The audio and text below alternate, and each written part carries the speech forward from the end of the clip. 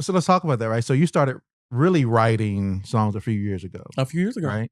So what was your very first song that you wrote that made you say, you know what, I can do this?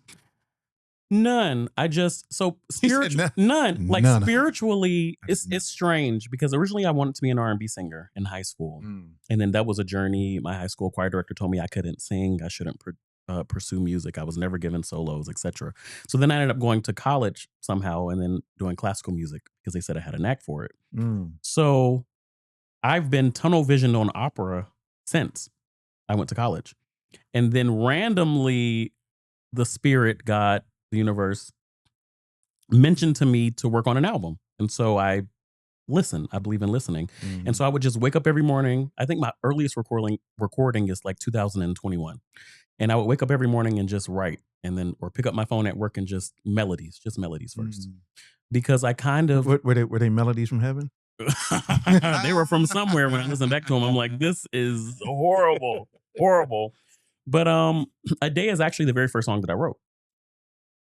Which is actually a really good song. Thank you. I finished it much later, of course, but I started it. I don't know. I'm the kind of person, listen, when God tells me to do something, then I know I didn't have to believe it. Does that make sense?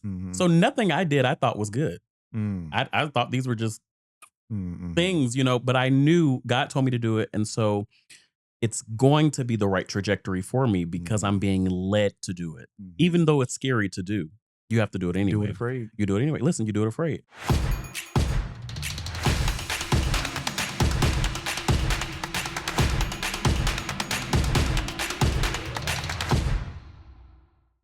Hey, what's going on, ladies and gentlemen? It is your man B Vaughn here with the Indie Unplugged. And tonight I got an amazing guest sitting over here right next to me. As you know, I always do. I always, before you even see who the guest is, I read the introduction. So let's get into it. So tonight on the Indie Unplugged, we're joined by a rising force who's redefining what soul music can sound like when it's built on operatic precision and emotional truth. Travis Hall is a Grammy U mentored singer, songwriter, and classically trained tenor whose bold leap from the opera stage into the heart of R&B is turning heads across the industry. With over 200 performances under his belt with the Atlanta Opera's educational tours, Travis stunned everyone by walking away from the prestigious role of pursuing his own sonic vision. We're going to talk about that, ladies and gentlemen. Now he's blending gospel, jazz, soul, and even R&B into something that is uniquely his own. Most recently, he showcased his stunning debut, A Day, which is one of my favorite songs, by the way. Oh, thank you. Already, right? I got another one. But his upcoming full-length album, Heart Museum, is on its way. I got a chance to listen to it. Y'all get a chance to listen to it when it drops. His music is deeply personal, technically rich, and emotionally raw, capturing the tension between beauty and vulnerability. From Atlanta's culture heartbeat to center stage in the indie soul world, Travis Hall isn't just singing, he's storytelling through every note. And today, we get to unpack that very journey. So ladies and gentlemen, let's give a warm welcome to my guy, Travis Hall. Thank you so much. Thank you so much. What's good? Thank you. Let's go, my guy. I've never had my bio read before. How did it sound? How you like that? I was like, oh, that's me. You're like, it's me. He's like, I'm Travis. That's right. That's right. I loved it. But man, Travis, welcome to the Indie Unplugged, brother. Thank you. I'm so glad to be here. I always give people context to how I meet people. So we met at one of our Wind Down Wednesday events with the Recording Academy here in Atlanta. Yes. Right. We're both members of the Recording Academy, and we had a chance to kind of chop it up, be introduced to one another, and just, started to build that relationship from there. Yeah.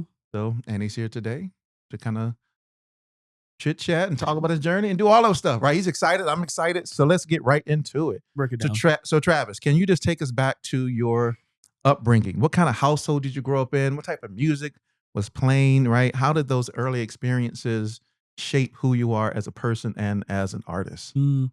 So I grew up in a single parent household primarily.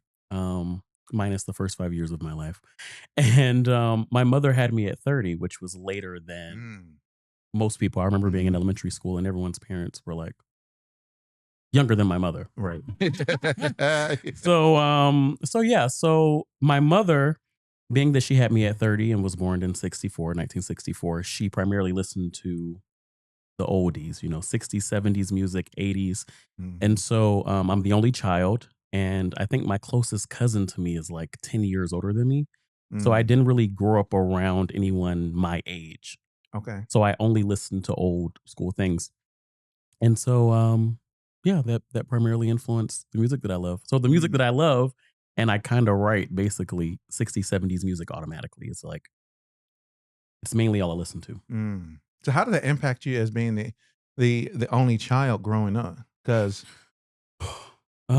the reason why I asked, because for the first 14 years of my life, I was the only child. And then all of a sudden my mom was like, psych, psych, you got a brother. Here's one and here's another.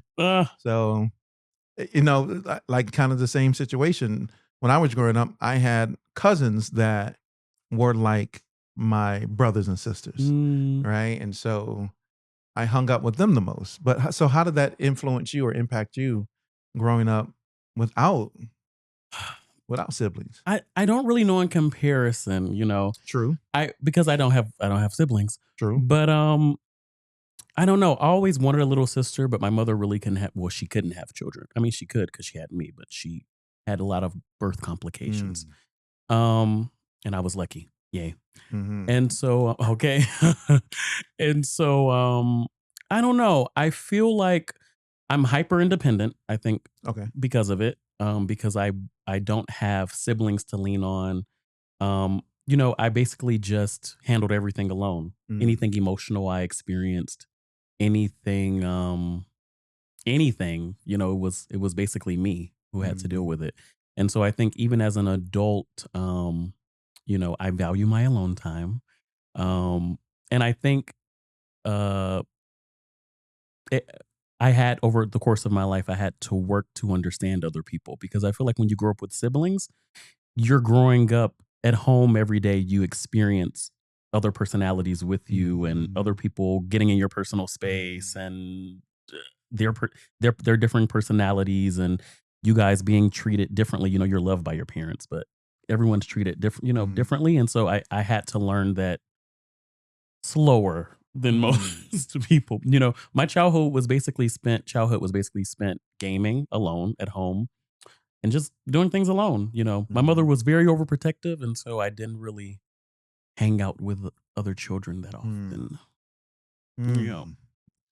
Yeah, I can. My mom wasn't overprotective, but I can understand what that, probably empathize with what that looks like. Yep. I probably have seen that in some fashion before. But even in that situation, right? I'm digging into your background. No, dig. Even with that, I'm sure that had some impact on you, where you probably didn't get to experience a lot of the things that you may have wanted to. And the reason why I say that, and it probably didn't happen to you, but I know sometimes when there are children who grow up in an environment where they are overprotected, when they eventually get out of that, they go crazy. They go ham, right? Was that the same for you? What? It was not the same for me. I was sheltered in many ways, but unsheltered in a lot of other ways. So I saw a lot of things as a child that child shouldn't necessarily see. I was in a lot of, because my mother was a single parent, so she took me everywhere she went. She didn't trust me staying at people's homes. And so I was always with her. So I saw a lot of things I probably shouldn't have seen. But because I saw those things, like especially a lot of addiction. I saw a lot of addiction. And so because of those things, I made early decisions to never do those things. And so I guess I developed a fear for substance abuse and those kind of things at a young age, being around those kind of things. And so when I became an adult, I didn't go buck wild, because I've always just my ideals over substance abuse and the danger that it puts you in. I've always tried to stay away from people or things that bring those things. And so I still always had a certain level of boundaries that kept me from really going buck well, so. Yeah. Luckily, I'm happy for it. That's good though. Yeah. Because some people don't have those boundaries. Yep. And they see those same type of situations and they're like, whatever, I'm still gonna go and do it anyway. And do it anyway, right? I mean, I grew up in that type of environment, right? I can relate to what you're saying. And I've told this story before. It's no secret, that I grew up, by the time I was 13, probably around there somewhere, my mom got addicted to crack, right? Oh yeah. Like I told people that y'all seen it. I told this story. So, and she's not here anymore. It's been 15 years since she passed, but sorry. So she was addicted to crack. And I remember walking in a situation kind of maybe that you've experienced where, I mean, I've seen vials and piles of it on a bed. Like as a kid, like, yo, what is that? Oh, I know what that is. You gotta get out of here. Like you gotta get out of here. Hearing the flickering of the lighter at night, all night. That's deep. That's crazy. Brian, that's deep though. Right? And I think about that as a 13-year-old kid, you know what's going on. You can hear this flickering of the lighter and you're just so emotionally gripped by what's happening, And I tell this story because one, I mean, it's what shaped me to be the person that I am today, because I had that same mentality. It was like, yeah, I'm not going to go crazy.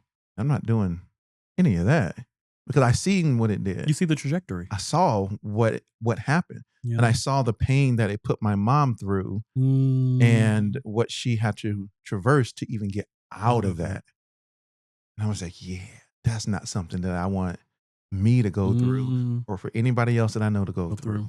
Right. Yeah. But I mean, and those are real situations that people go through and they do impact because so let me ask you, for you, and maybe it's true for me. I want to see if it's true for you. What did you find as your method of coping or escapism?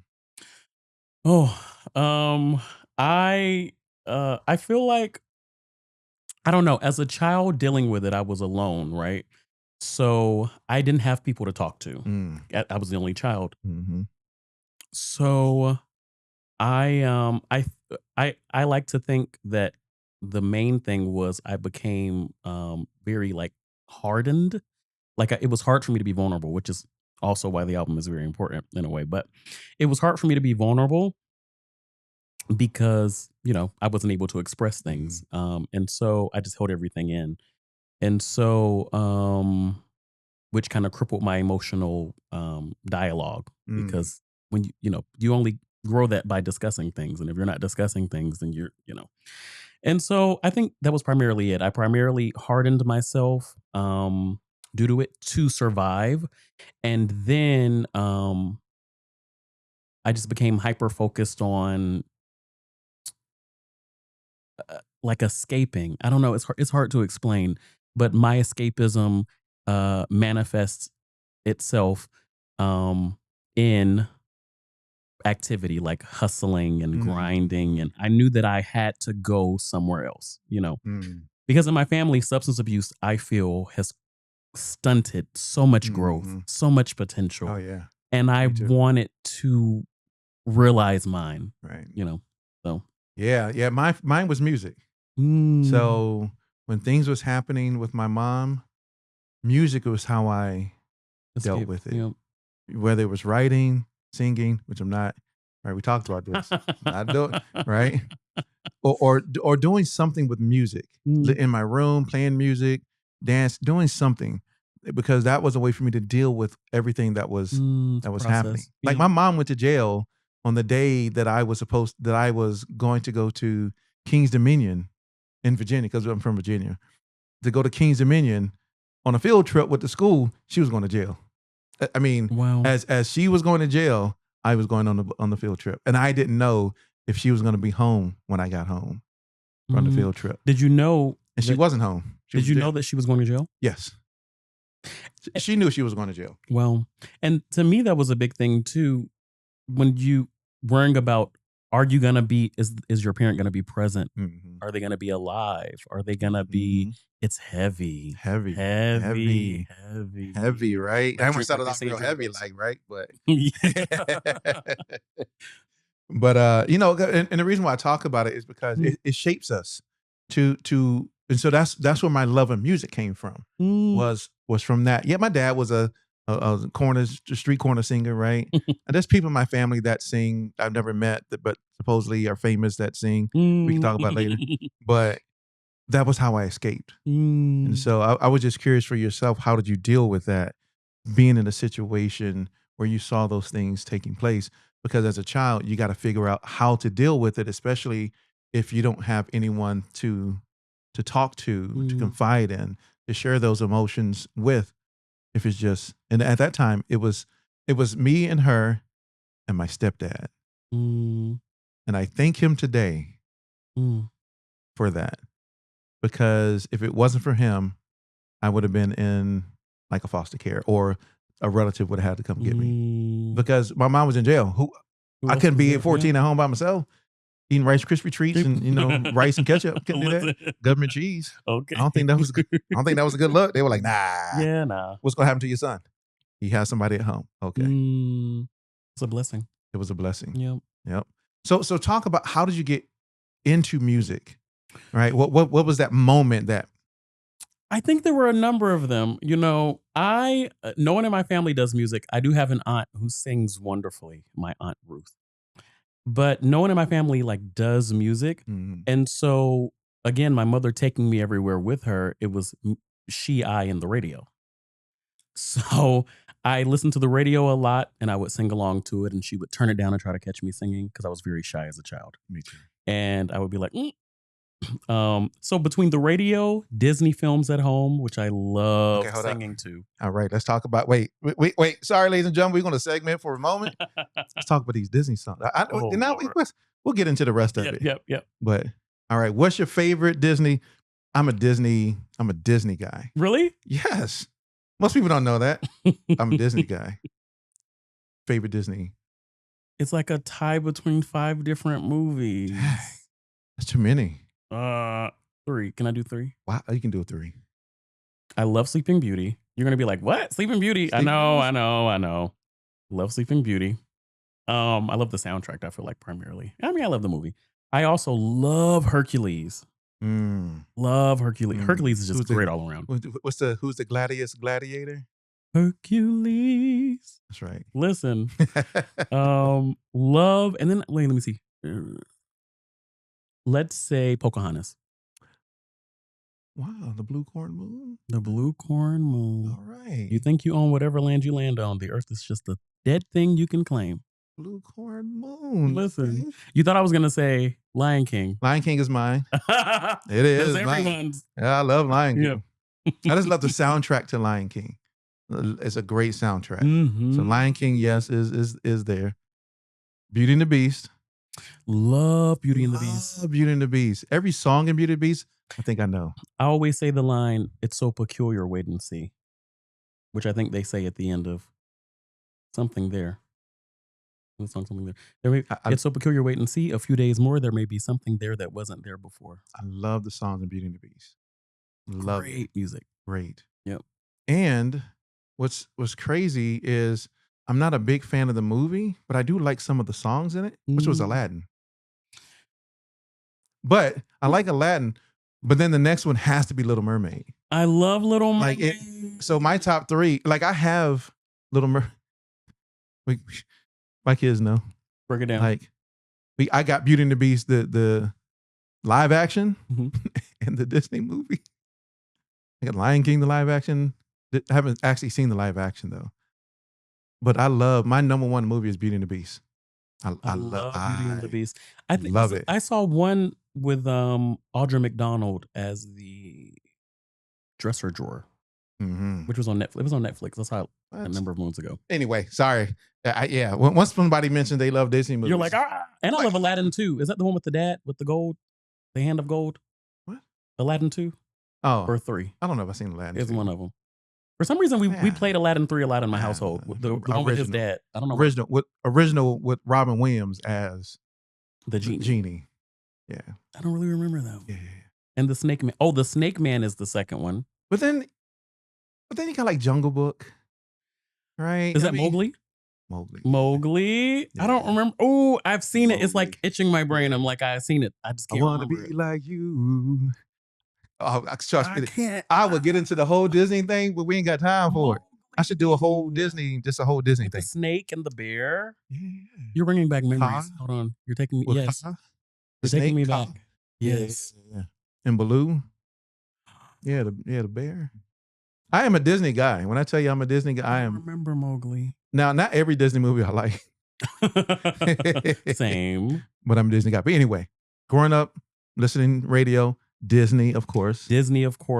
And I just mimicked singers. My mom wanted me to sing in church. I was too scared, so never got to sing in church. Though I did grow up on a steady diet of traditional gospel in my ear. He said traditional in my ear. My family was Pentecostal and lots of Tremaine Hawkins, the Clarks. Oh yeah, 90s gospel with Yolanda Adams, Kirk Franklin, Donny McClurkin. Yeah. You know, love Kirk Franklin. Love Kirk. Maybe not recently, but because we out there wilding out. Fred Hammond. Oh my gosh. Yes.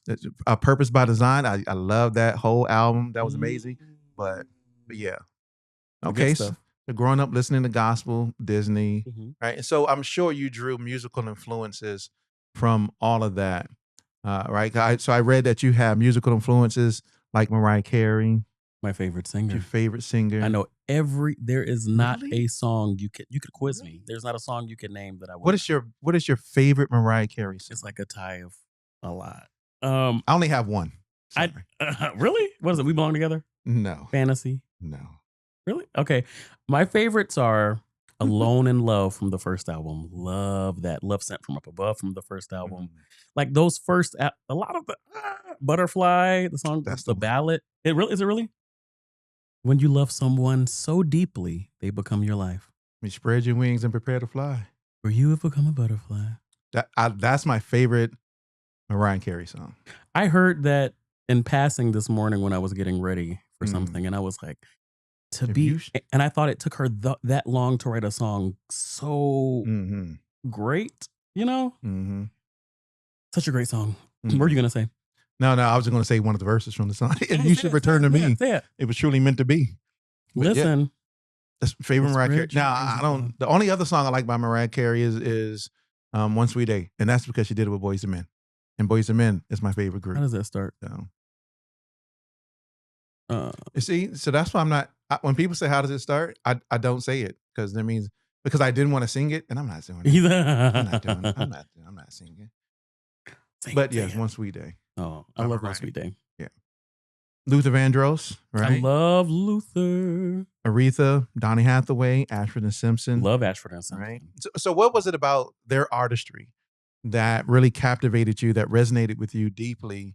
And how have you kind of incorporated that into your own style? I feel like that's loaded. It is. So really, I hate having to mention an artist because all of them, like 60s, 70s, 80s, they're 90s, because that's when Mariah came out. They're all great. You know, I think of all of them as the greats, the level of musicianship back then, the ear. And so I think during different periods of my life, different things soaked in. Like when I first heard Mariah Carey in 2006, when I was in middle school, I was like, it was the remix of Emotions from her second album. And something about the vocality in that intro, I don't know if that's a word or not, but it is. It is right now. It is now. That's right, vocality. It caught me, and I love vocalists, and all of those people sing, and that is what I love. I'm drawn to people who sing and can tell stories. But in addition to that, all of those people are gifted musicians and artists. You know, with Mariah, it's the way she weaves a song. I think she's the queen of melodies, and then the layers in the background and how she paints things. I love that. Luther, such a great producer. Background, you know, he was a background singer. His background vocals are always on point. Aretha mastered jazz in the beginning, came from gospel first, mastered jazz in the beginning of her career, recording career, then mastered soul, went on into the 90s. Well, in the 80s, did more pop, and then went to do R&B. Like they're just, I think something about the training and the standard then, people were well equipped to be chameleons and show their uniqueness, no matter the genre or the style that they did. And I appreciate that with all of them. Ashford and Simpson are writer. I love their writing, love their producing. Too many things. Too many things. So do you think that type of vocality and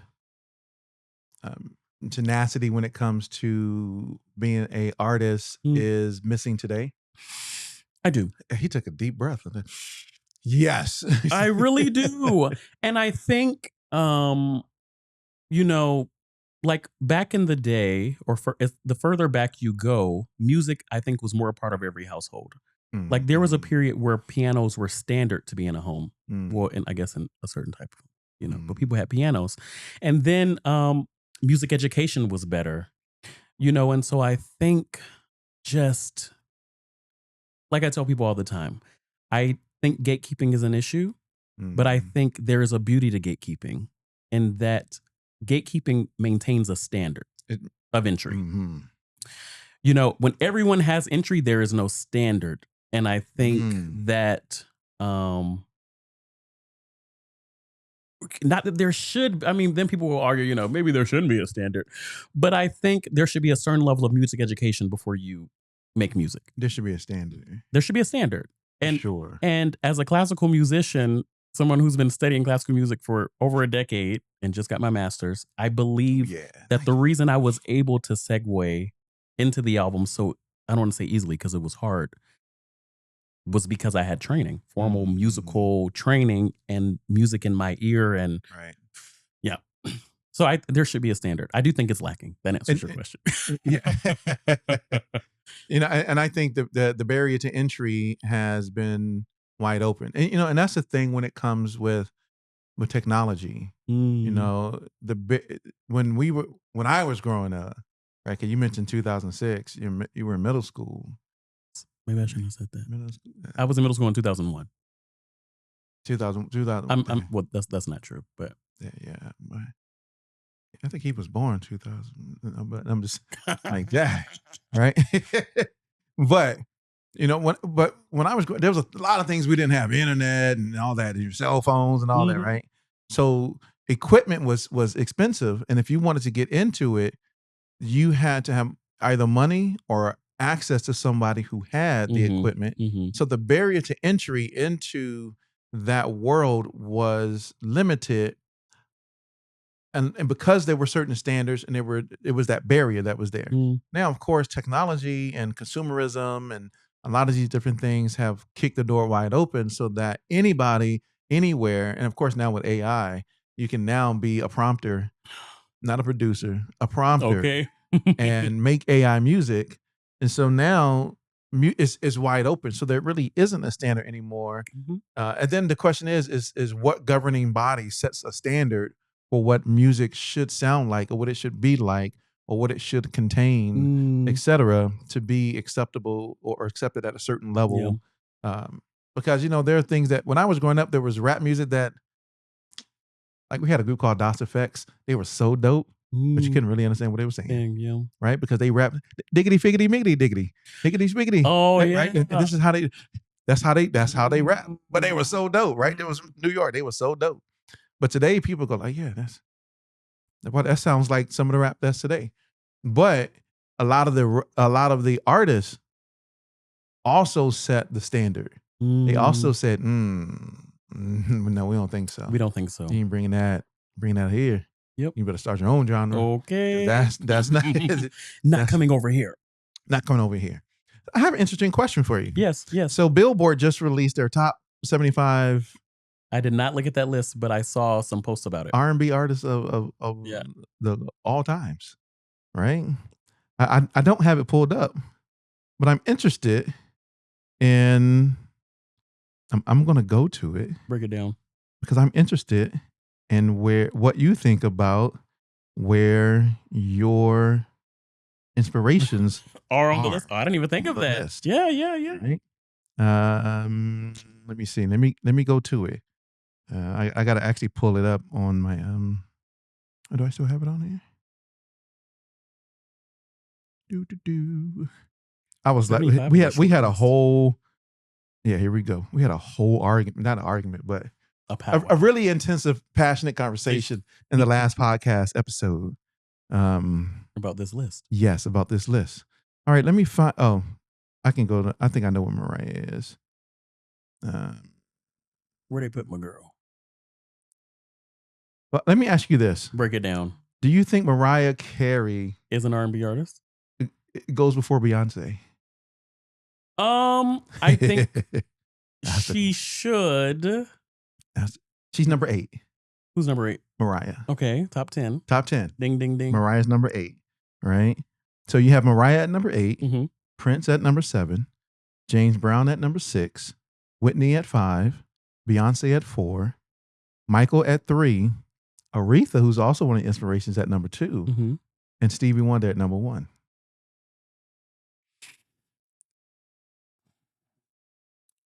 Okay, so I'm going to say what I think an issue I do have is that, and I've been thinking this lately, I love that back in the day there was more separation between genres. Mm-hmm. Because when I hear James Brown, I hear funk. Mm-hmm. I don't hear R&B. Yeah, but I mean, but they're clumping everybody together under R&B music. You know, it's like... Yeah, to me, James Brown was more soul, and that's why, because soul, it was soul, funk, right? Soul, because soul now is R&B, and all that is all intertwined now, right? So James Brown is number 6. I mean, with songs like "Please, Please, Please, Please," right? So so he's number 6. But notice there's somebody in this. R. Kelly's number 9. Marvin Gaye is 10. Where's the greatest male vocalist of all time? Where is Luther even on the list? Luther is on. He knew I was talking about Luther, right? Yes. Listen. Luther is. What number do you think Luther is? That's the question. Where'd they put him at 23? Oh, let's go see. He's 22. That was close. You know I'm a good guesser. Yeah, I see. He's 22. Donny Hathaway is 21.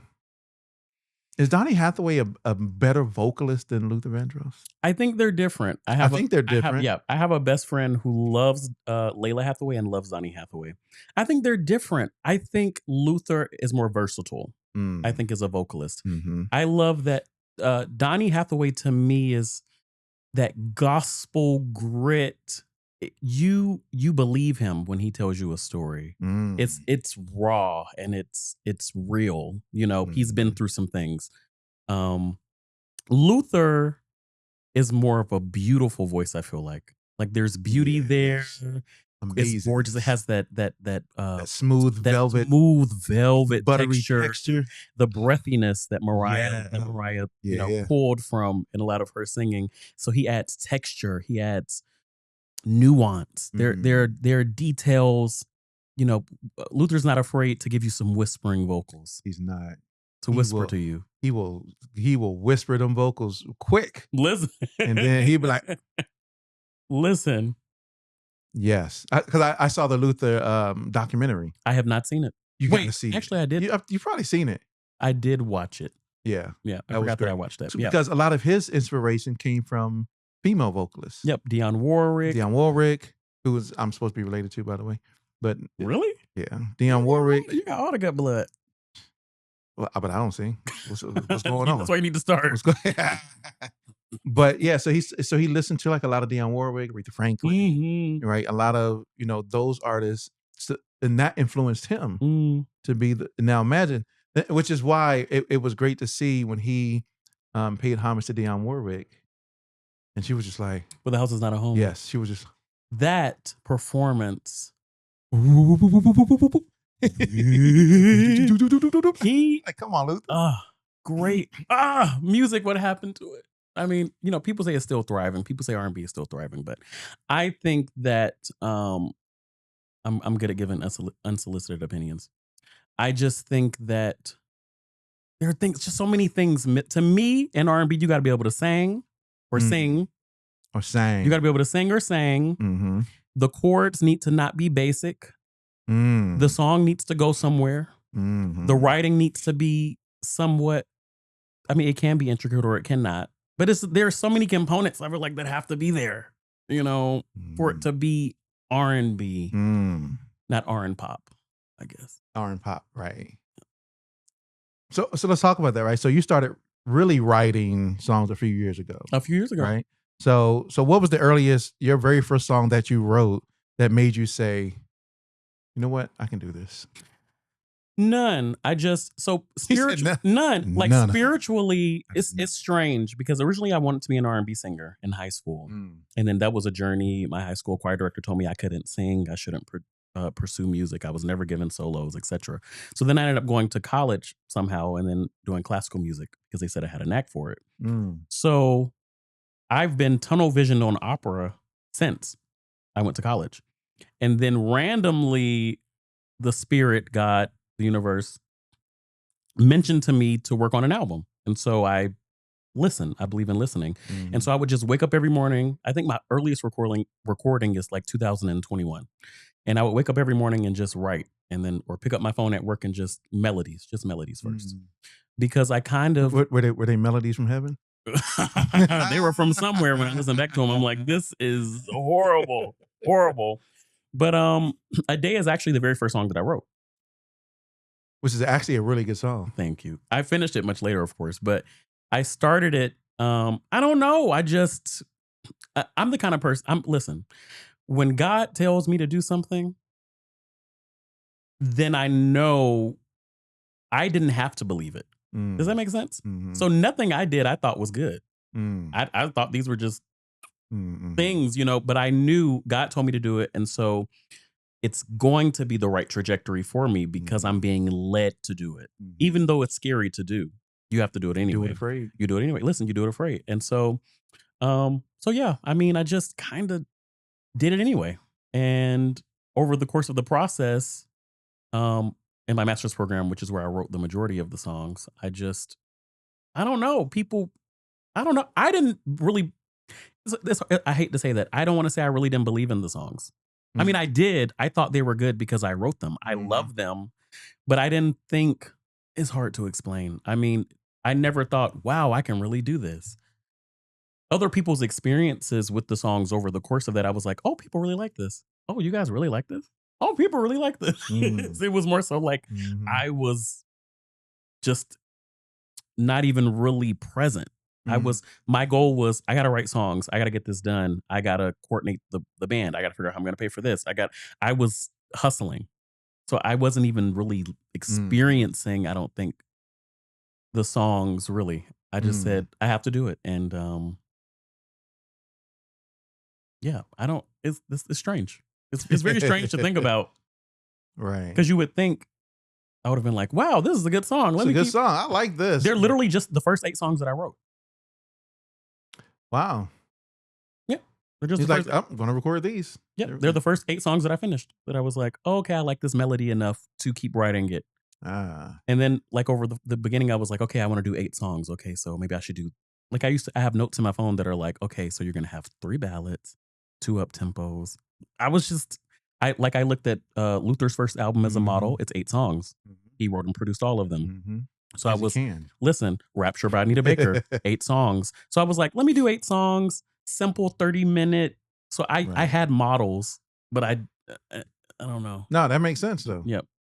That makes sense. But because at some point you never really know. Like my first album had 8 songs on it. Did I do 8? Did you really? 8? Yeah, I didn't sing on it though. I'm a copycat. We're not going there. But yeah, it was 8. And the reason why, because I was looking at models going, okay, how many songs can I put out and do, and what makes sense from a listener perspective without making a 12, 13, 15. Yeah, and I'm like, people don't know me. No one's going to want to nobody's going to listen to 12 songs. They don't know me, right? They may know some of the people that are on the actual album. Yeah. But so I produced the album, and then I had people that I knew and some people that I didn't know on the album. And it came out in 2017 called Overdose. And It was a great album. Yeah. But it was something that I wanted to do. Right. And I kind of went through a trial and error, which is surprising why you say, just to hear you say the first 8 songs, like the one I wrote, that was it. Because I like struggled with that album. And I know for you, you mentioned that, that the album was the hardest thing that you've ever done. Right. And so there was a lot of blood, sweat, and tears that went into making that album. So for you, let's talk about that. Why was that the hardest thing you've ever done? Well, what was the lowest point in making Heart Museum? So, I mean, maybe the whole thing was the lowest point. So this is the story, right? So I went to college. Okay, so God told me to work on an album. Started writing songs. First 2 songs I wrote were A Day and Fireflies. And actually, those are my 2 favorite ones. Favorite songs. First 2 singles. Fireflies comes out July 19th. Or 16th, whatever the Friday is in July, whatever that Friday is. I heard it all. When I heard those 2, like, yeah. I spent a lot. I remember walking around the last apartment complex we lived in. Like for Fireflies, that was influenced by Le Fleur by Minnie Riperton and Loving You and Underneath the Stars by Mariah Carey. And I really wanted to write something that is actually about my last relationship. There was a moment when we first met during COVID where there were fireflies everywhere. And I was like, I want to capture the essence of that love story, a naive, innocent love, But sorry. So no, that makes sense. That's how songs are birthed. Yeah, that's how they're birthed. So God told me to work on an album. I started writing. Georgia State, a professor came to Georgia State and told me, hey, Travis, I just came to this school. They have a full ride. I've worked with you before. Would you like to come? And I was like, no, I don't want to go to Georgia State. Right. So I was like, I'm not ready to go to school. I don't want to go. I don't want to go to school. I don't want to go back to school right now. So a year later, they offered me the full ride again. And I said, instead of being avoidant, I'm going to use this program for live instrumentation because I'll be in a music school with live instruments because I wanted live instruments. And I would use it to record my album. So that is the reason I went into a graduate school. What made it difficult is when I had never written an album. So I remember when I first came, I was telling everyone, I'm working on an album. I would love for you to play on it. Working on an album. I would love for you to play on it. I was just telling everybody because I'm like, I need instrumentalists. I don't know what I'm doing. So I was a vocal performance master student, which is a classical program. That first semester, I took 18 credit hours first semester because I took things outside of classical. I took jazz improv. I took jazz theory, graduate jazz theory, and some other stuff, which were not in my program. In jazz improv was a guy, I don't know if I should say his name or not, but he's the son of a famous radio personality in Atlanta, which I didn't know at the time. But I was like, yeah, I'm working on an album. Fast forward through the first semester. Ben Jonas, who's over our music, the popular music business department at Georgia State, I went up and I said, I'm working on an album. And so he showed me a tour of the studio. And he was like, so what you need to do to make the music you want to make is you need to find a room of musicians. And you guys need to play. And whatever you play is the track. So I took that as a note. So he takes me into the studio and the son of the famous radio personality is in there. And I said, and he was like, Travis needs a pianist because Ben Jonas plays piano. He played on All Right by Lettucey. And he said, oh, I know a pianist. And he referred me to Maxwell Estus, who if I didn't meet him, I would not have an album. Amazing pianist, young, went to Berkeley. And we basically worked on the album. Now, what made the album hard is I was in a classical department. They were giving me a full ride, and so they had expectations. They wanted me to do all the operas, which I kept declining because I'm like, I got to go to work because I got to fund this project. I got to fund the live band. I got to fund the rhythm section. I want to have live strings. I want to have live horns. I want to have background singers. I have, so I'm in a program where I'm being pulled and the faculty doesn't, to me, necessarily understand that I'm here for a different trajectory. Does that make sense? Like I'm here under the guise of this, but I'm not here for that. And they're like, that's why we got you here. Okay, so that's why we paying you, so you can get up and sing this role, which makes sense. It makes sense. Right. But I knew what I was spiritually being called to do. And so like I told everybody, the album was and is my focal point because I know that I'm spiritually being led to do it. And I know that's why everything fell into place perfectly over the course of working on it, you know. And so, yeah, so that's what made it really hard. And then I didn't know what I was doing. Like I used to just sit in the practice room for hours because my writing style is I create melodies first. So I have recordings of Fireflies and A Day with me just singing straight through with melodies first, back when I first started writing them. And so I'll write a melody and then I'll sit and just play different chords. And I'm like, that chord doesn't feel right on that word. And so I just spend hours and hours cycling through chords that I learned in jazz theory. Luckily, I took it my first semester with Professor Jeffrey Hayden, who I thank him so much for that jazz theory course. But yeah, I was just noodling around trying to force out of because I believe things manifest in the spiritual realm and then your work manifested into the physical realm. And so I was just trying as hard as I could to hammer out this spiritual thing that I felt, you know, with no physical proof, you know, that I was supposed to be doing. Wow. Yeah, I mean, you know, when you think about it, you work on your first album, I don't think you really know what you're doing. Not at all. Like to think I produced it all, wrote it all, composed it all. That's okay. So from that, what were some of the key lessons that you learned that when you had to do the next album, you would do differently or do better? I would love to live with the songs longer, or maybe that's not a smart thing, but like now, like I struggled because I was in school on tour in college doing a 200 date tour. I remember my birthday last year. I went on tour, 5 a.m., went on tour, did 2 to 3 shows, left, went to the studio, brought my background singers in, sung my parts to them and with them on the records, went to sleep for a few hours in the studio on the couch, and then had to wake up to be there at 5 a.m. Like, so wow.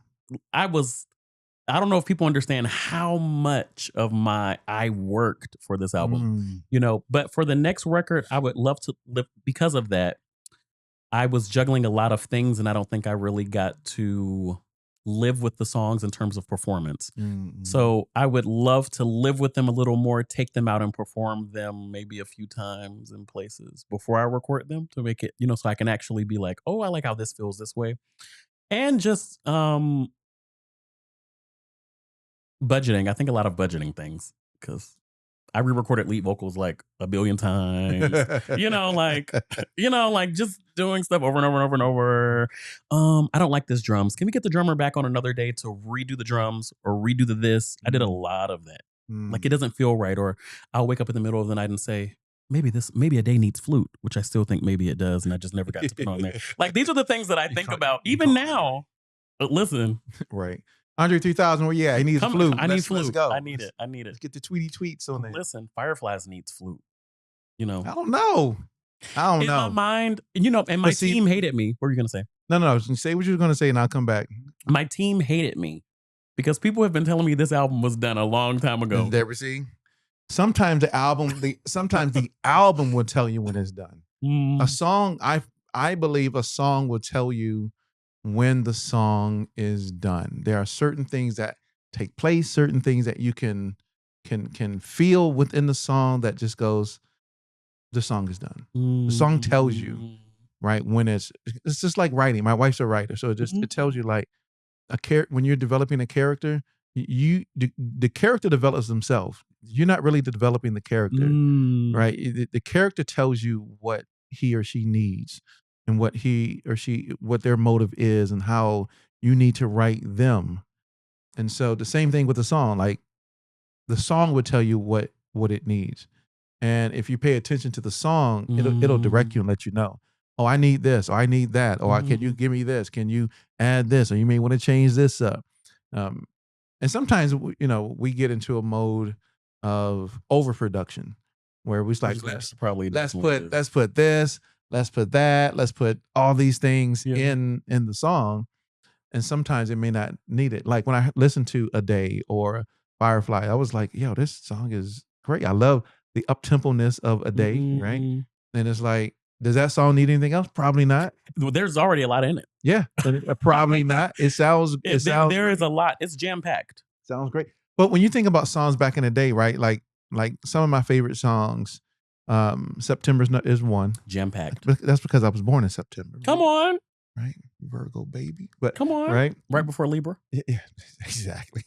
Right. So like a lot of like Earth, Wind and Fire songs had a lot of stuff in it, and that's because they had a full friggin' orchestra up there, basically. Yeah, pretty much. Right, horns and drums and chimes and cymbals, and everything. You name it. They had a guy up there playing that. And I think over time we got to a place where we less, the phrase, less is more. Right, less is more. But when I listen to a song like September, or I listen to a song like Let's Groove Tonight, no, I need that in there. Right, I can't imagine Let's Groove Tonight without them horns in there, or that annoying that I hear all the time. That Let's Groove Tonight. I'm like, now I got to listen back. I was telling a writer yesterday, I said, that's what, but I think a lot of people thought I was overproducing, but my ear, I only 99% of the time I'm only listening to 60s, 70s, and 80s music. So my ear is like, this is empty. Yeah, because the music of that time had things, and they were spaced. Right? They had their space because it was mimicking, it was live instrumentation. And so they had, like today you probably have like a little horn. No, you got 5 guys playing horns. Right? So the horns has their section, the drums have their section. You got whatever instruments, they all have their different sections. That probably explains why. Because when I listen to it, it's very reminiscent of 70s soul music. Wait till y'all hear this album, right? It's reminiscent of 70s. Literally from the very first song, 70s. As soon as I heard it, I was like, the strings. Yeah. And then I looked at your inspiration. I was like, yeah, I can understand why. Makes sense. Yeah. Because Luther my favorite vocalist is Luther. Really? 100%. Love Luther. If I could sing like Luther. Luther can sing. If I could sing like, oh my gosh, you know where I would be? He said, not here. I'll be on tour. I'll be on tour. I'll be rich. Like sing like Luther. Listen. Right? But Luther had his own insecurities and dealings that he had to deal with, and battles that he was fighting through. And for me, he was one of the best vocalists of all time. Even though he's at number 22. I don't get that. But of all time. I always wonder who makes these lists. Billboard, a bunch of... Yeah, but who? When you say who, what do you mean? Who at Billboard? Who are the people? They need to start listing. This person voted for this position. Now that would be fun if they could list. Sharita voted. No. Jamie. Jamie voted. Jamie. Right, no, Miss Jamie. No Sharita. There's no. He said ain't no Sharitas in there. There's no Sharita at Billboard.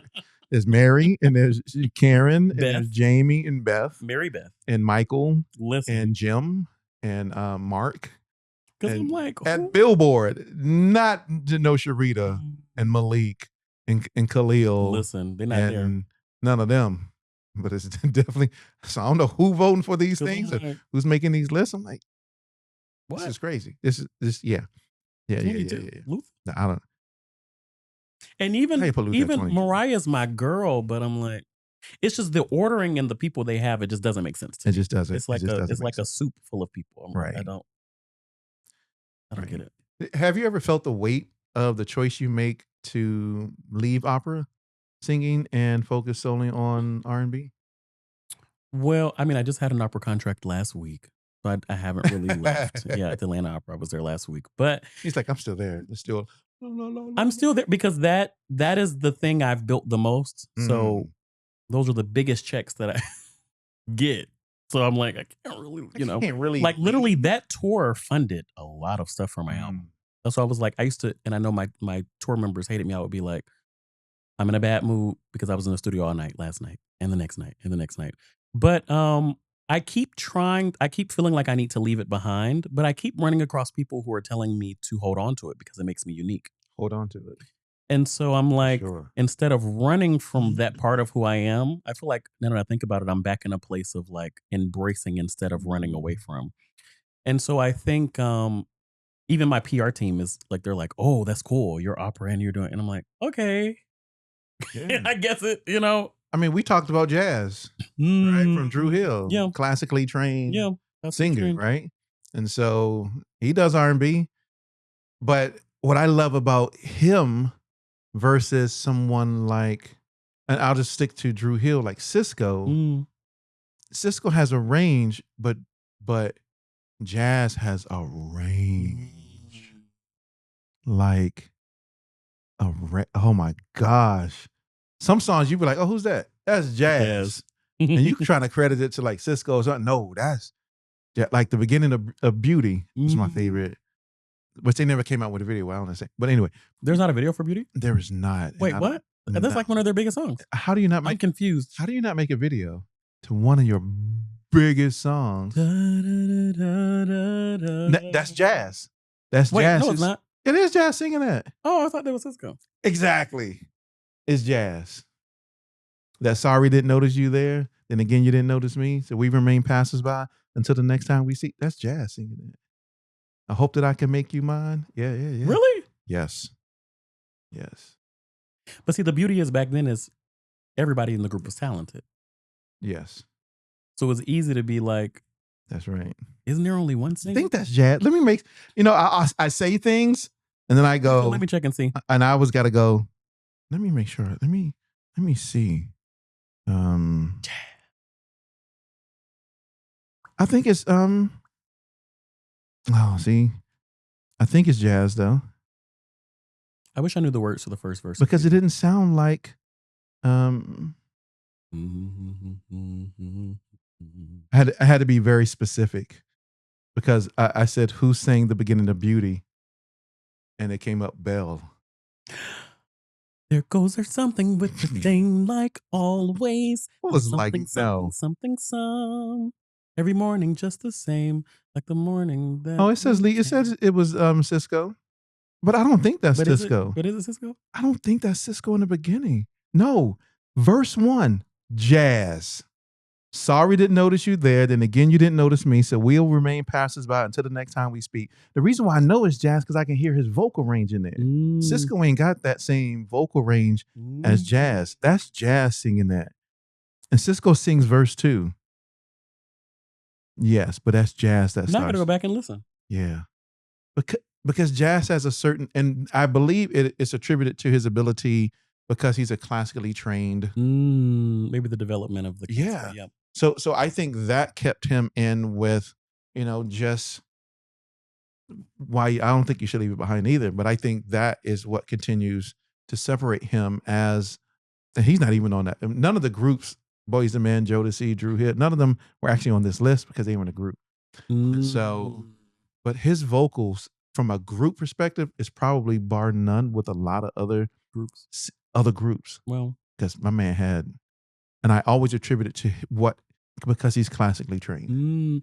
Yeah, it classically trained. I think like in anything, like just the rigorousness, and I think that's what people had back in the day too. Whether the training was singing in church or whatever it was, like that classical training gives you that. It gives you those hours. You got to put them hours in. Because you get told you suck every week in your voice lessons. You're like, yeah, that's kind of why I stopped going to. I didn't want to do chorus anymore. But I think for me it was opposite though.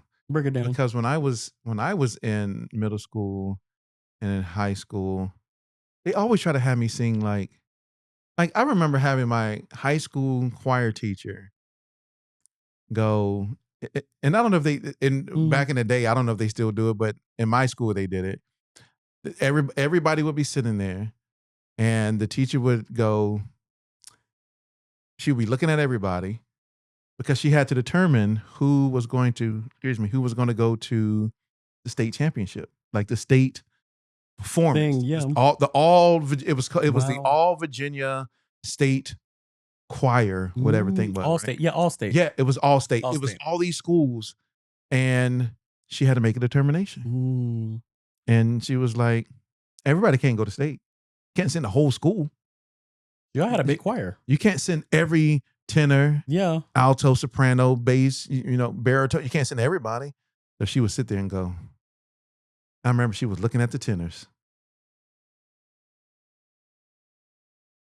Brian, come here. Oh, shoot. You want to go to state?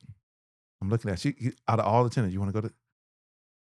Yeah, you should go to. I don't want to go. I don't want to go. No, you're going to go to state. I don't want to. You're going to go to state. I went to state. Come on. I did. Oh my gosh, it was crazy. Being there with hundreds of other students.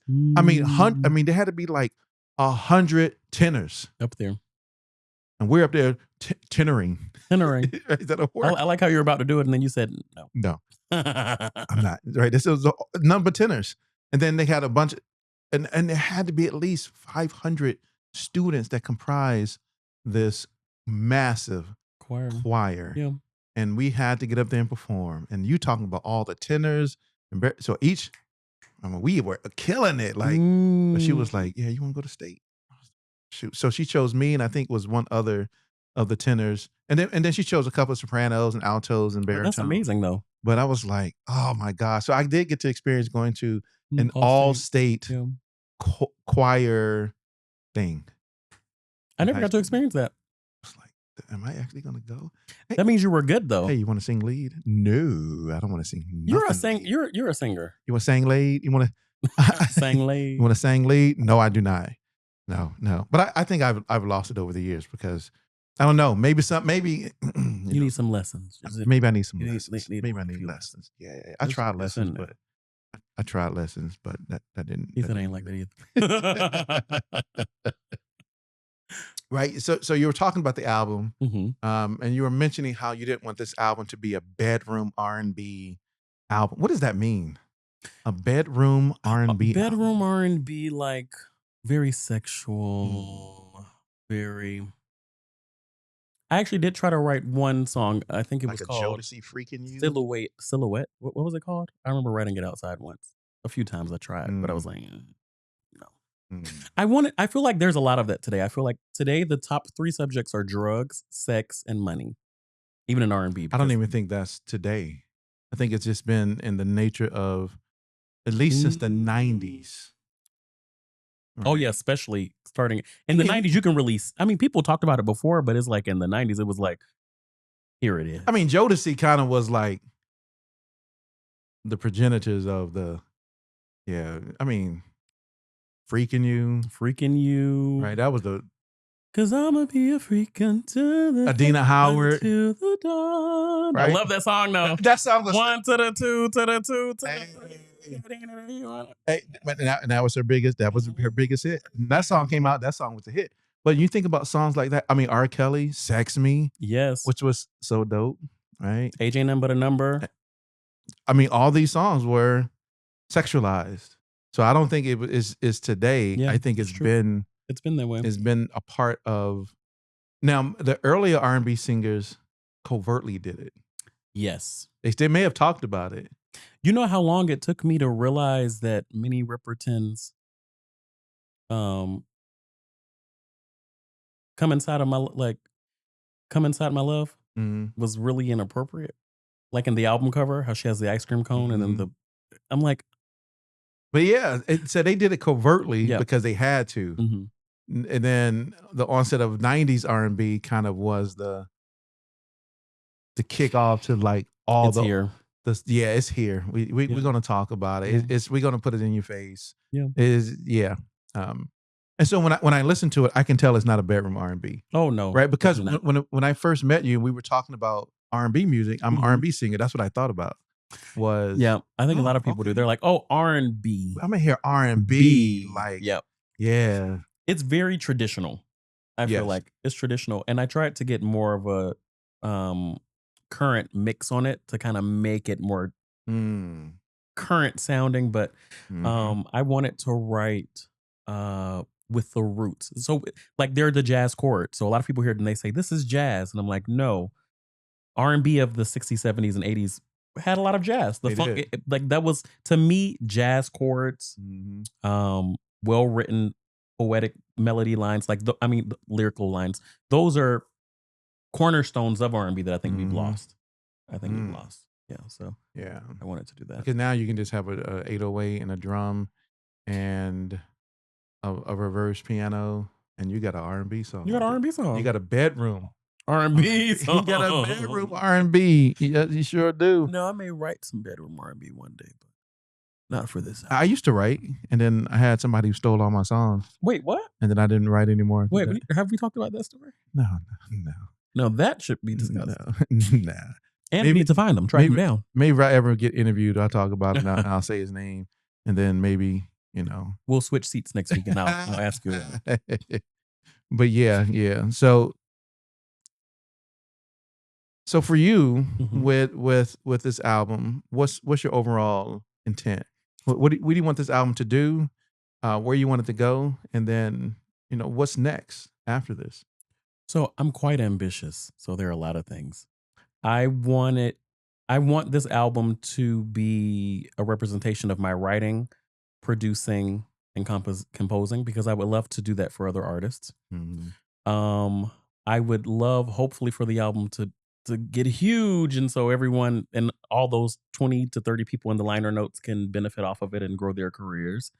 I would love to tour. I want to tour. I want to be a touring act. I want to perform live. I want to perform at Symphony Hall and Madison Square Garden with live strings. And I'm planning my album release show in October. And so when you come, you'll hopefully see those things. Hopefully some sponsorships so I can do those things. And so, I want to tour. I want to work on other albums. I want to write with and for other artists. I want to do the things, all the things.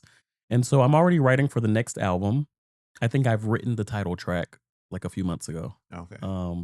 I've been too busy doing other things to really finish it. But I'm thinking of maybe, my goal originally was to do to change the sound. I don't want to say it because I don't want to give anybody ideas.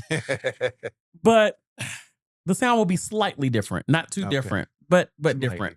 Yeah, but who knows? The next, not first album Luther, but maybe third album. Third album Luther. Listen, right? There's a progression. Maybe third album Luther. He had a couple of bedroom type. I definitely want to do, because I wrote and composed every song on the first album alone. So I do want to co-write for the second record. So I'll have some help in writing those bedrooms. Actually, there is a bedroom song on there, but it's not really bedroom. But it's not like bedroom though. No, it's not like when I think of bedroom. When I think of like Forever is actually written about a sneaky link, even though it sounds nothing like it. It sounds like a love song, but yeah, right. It sounds like a love song. Yeah. Yeah, when I think of like bedroom R&B, I'm thinking of like, he said bedroom R&B, bedroom he said, R&B. like I said. Yeah, I'm thinking like Tank When We. Oh no. Yeah, that's the bedroom. Listen, right? When you that's the bedroom. I don't know if I'll ever write those kinds of songs. When we, when we, yeah. That's the bedroom R&B right there. That's like, yeah. Maybe Tank is the king of that. He is the king. So he's the king of that. He is the king of that. Yeah. Great musician. Because where he was on the list, he's not happy about it. Wait, was he on the list? He is on the list. Did they talk about it on R&B? What is it, R&B Money? Jay Valentine did. Oh, he came out with a statement because Jay Valentine's his manager. What? Yeah. I thought they were just friends. Yeah, but that's his manager though. What? And Jay Valentine's is a singer too. Yeah, he's an R&B. And he sang with a bunch of things, background, his own and background for a lot of different other artists. But yeah, Jay Valentine is Tank's manager. What? And so he came out with a statement about they tripping because Tank, the authority on R&B, is number. I mean, is he number 60? I think that's what they. And I think that's what they were upset about. I would just think people who are that ahead in the industry wouldn't even care about. Oh no! Right? Because it doesn't. Oh, no. I mean, that it's not actually. It's not like their peers sat down and made the list. Right. It's not like it's not like somebody important. Yeah, people who actually sing R&B are making the list. But people get in there. I know feelings about. They're gonna put me at number 6. Right. They put my man. Everything got 67. Right. That's the bottom 10. That's the bottom 10. So Tank is down there with is Tank, Phyllis Hyman. They put Phyllis Hyman down that low? 66. Whoa. I'm at 68. She's 68. I can't stand this feeling all alone. Bobby There used to be Womack, a time- 69. Wait, what? Oh no, you know I love Bobby Womack. Well, he's on Where number do 69. we go from here? Her is 70. Keisha Who? Cole is 71. Oh, her HER. Jackie Wilson. Yeah, so they keep going down. So why is Phyllis Hyman down there with them? I'm confused. So the criteria that they use a lot of different pieces of criteria, right? They use, what did they say they use? They tell for it this? to you? Mhm. Okay, break They it down. used vocal prowess, So Phyllis should definitely not be down there. right? Body of work, career longevity, industry achievements, game-changing influence, and enduring generational cultural impact. It says, while some singers who made the list are known for their lyrical abilities, songwriting wasn't a major deciding factor in this instance. Because Luther wrote a lot of great, amazing He did. songs. Wrote and Yep. produced. Mm-hmm. And legendary singers best known for fronting groups versus their solo work were not included. So there's a lot of no group is listed in this list. How is Bobby Womack, especially? Maybe I can see Phyllis Hyman because her career was cut short, sadly and tragically. Mm-hmm. But she still, I just don't get that. Bobby Womack, his album The Poet is just. Hey. I'm very confused on how they would put Bobby Womack. Well, he must not have had that big of a cultural impact or longevity. Which means crossover pop culture. Longevity, or it could be. Because you think about Stevie Wonder, a lot of songs. Who's basically a pop artist. A lot of that's songs how Stevie big he Wonder was. wrote. Yeah, that's how Aretha Franklin. Yeah, right? they're so big that they're really pop artists. They're huge artists. Right. So I guess that makes sense. But then you're taking a black thing and you're saying, maybe I shouldn't say that. How crossover did it get? And I don't like that. How crossover did it get it? Right. Yeah. Like, so in the culture of R&B is what it should be graded against. Yes, and I don't know who made. And they're all very different. They're all very, and that's the thing about the list. They're all very different because, like, Dionne Warwick is number 43. I've never thought of Dionne as an R&B artist, but she wasn't. But the R&B even that's the thing. It did in a form of R&B, right? But it wasn't R&B like we think and consider of R&B today. Yeah. For that period. Yeah. It's or really they probably just said it because she was black, which I hate to. I mean, so much of this. But it was mostly, disco type or sounding music that they created, and it wasn't what you would truly define to be R&B. Like, we got into this whole discussion of Brandy's at number 41 and Aaliyah's at 40. And is Monica on the list? Monica's on the list. Is Monica? No, I don't think Monica's on the list. No, I don't. Is Monica on this list? Now you're gonna have me go look. Before you walk out of my life, which is the only Monica song that I actually really like. Yes, For You I Will. Was that her? Yeah, that's For You I Will. No, For You I Will. I don't Just see Monica. One of them days. Because she wouldn't be over Brandy though. Even though they're about to go on tour. Well, a lot of people really love Brandy. Yes. So they'd be like, it was real evident. They're really biased against Monica. Yes. So either you love Brandy or you don't, and you hate Monica. Yeah. I love both. But no, I don't think Monica's on this list. Which is a little disrespectful. Right. There's a whole bunch of stuff that was on this list. And it's only 75 people. That was disrespectful. Right. But my thing, I feel like these kind of things should just be in terms of, like, you pay homage and you'll be on the list later. Yeah. So I feel like the younger people should not be on the list. we should segment it. Who's the greatest R&B singer of the 70s? Right. Or between this decade and this decade. This decade. Yeah, because a lot of this music is generationally different between the music like a Tank would put out versus the music like a Bobby Womack would put out. Love Bobby Womack. Completely different styles, tonality of R&B, vocal abilities when it came to it. I mean, it was just... Now, that would be an exciting list to see. Of who would be... Top 75, the legends. Top 75, not the youngins. Or the new, The new ones. to me, that would incite more. Okay, what are you using? A lot of people from the 90s. My people better be on there. Yeah, where are they putting R. right. Kelly versus Tank versus See, I would be putting those people together. together. I wouldn't You be know what I'm putting talking about? Tank Keisha against Cole Luther. and Phyllis Hyman and And Aretha no, that's Franklin different. and Dan Warwick is like. All So over the you place. took, which to me is disrespectful a little bit, and that you took 5 different decades of R&B all across and thought you were just going. walk away unscathed. Nah, I don't think so. Yeah, I don't think so. yeah, no. So how did you get into being a Grammy U mentor? Or I got I was a mentee. Mentee. Yeah, mentee. Okay, so how does that work? Soon, I will be a mentor. I don't even know how to be a mentor. I don't even know if they want me to be a mentor. This upcoming year, it'll start in the fall. Oh, actually, that's not what I want to do. He said, "I'm not here for that. I'm not here for that. I actually want to be on the board, and you shall be. That's my goal. Gives you my vote. I can't vote, but I want to be on the board. Yet I can't vote yet. I can't vote yet either. I'm a media guy. Oh, they don't let media people vote? But you can't vote for like governor and stuff? Look, I can vote for like at large and professional. Anybody who's running for anything professional, because I don't have credits like. But you have songs. Yeah, but I don't have 8. Isn't that enough? No. Okay, we'll put out 4 more songs.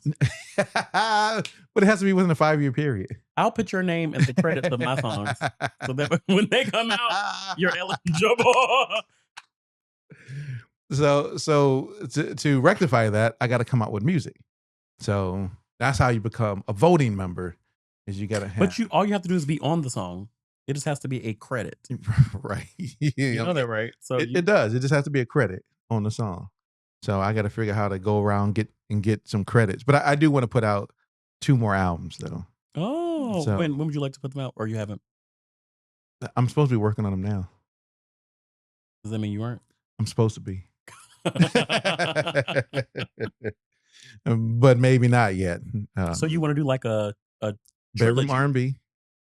Really? I do want to do a bit. Oh yeah, bedroom R&B. You got to have me writing or doing some background or something on these albums. I can play you one of these bedroom R&B songs after we're done. I would love to. You can hear it. And you then played a song for me. It's the same one. Yeah, I think I played. I got another one though. I would love to. I got a couple of bedroom R&B songs type songs. So okay, but so you were a mentee.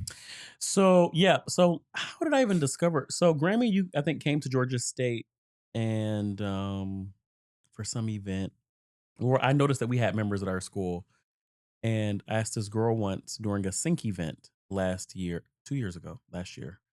and she said she's in Grammy U, and I was like, oh, I want to join. So I went and I saw that you could join, and I joined. Oh, was this that easy? Yep, it was that easy. What did you get out of it? I joined Grammy U.